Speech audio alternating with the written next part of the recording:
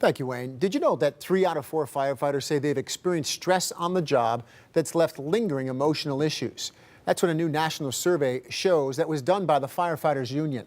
They say that stress leads to anger issues, relationship problems, even thoughts of suicide.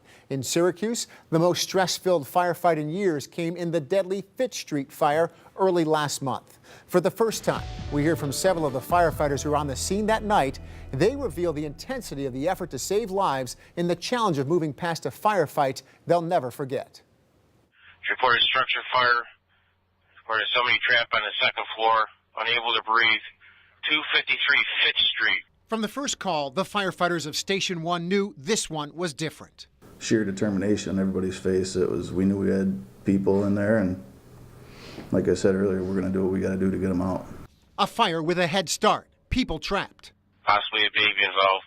What was the information you're getting about people in the house? It appears we have the bulk of the fire inside of the structure, not still low visibility. Cruiser searches. The dispatch was still saying they were in contact with people on the second floor. Casual portable operations. Victim second floor. Copy, second floor victim as you want. What side are you on?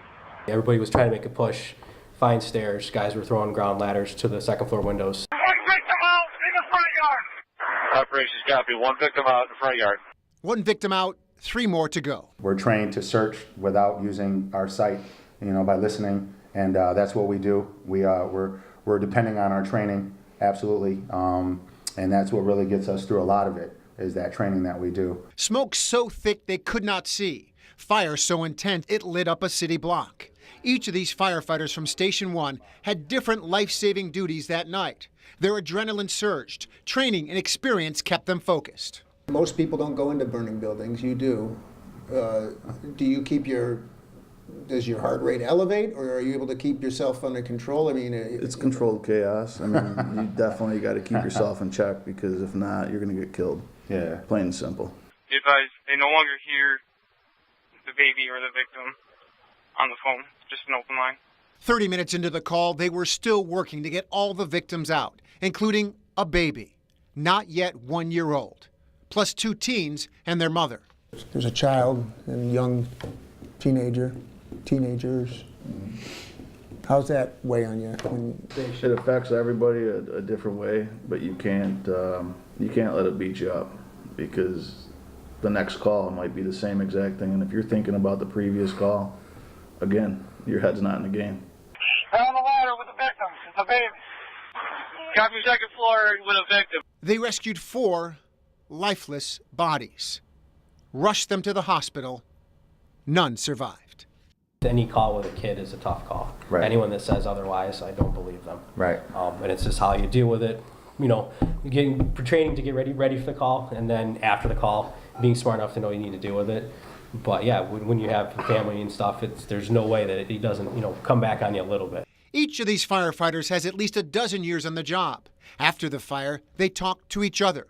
They had a formal debrief. They went right back to work. When's the next time you talk about it, or how do you know? I think we'd be lying if we said we don't think about it, and if we don't still think about certain calls that we've been on.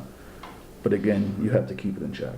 A national survey of firefighters shows 3 out of 4 feel they have behavioral health problems because of post-traumatic stress.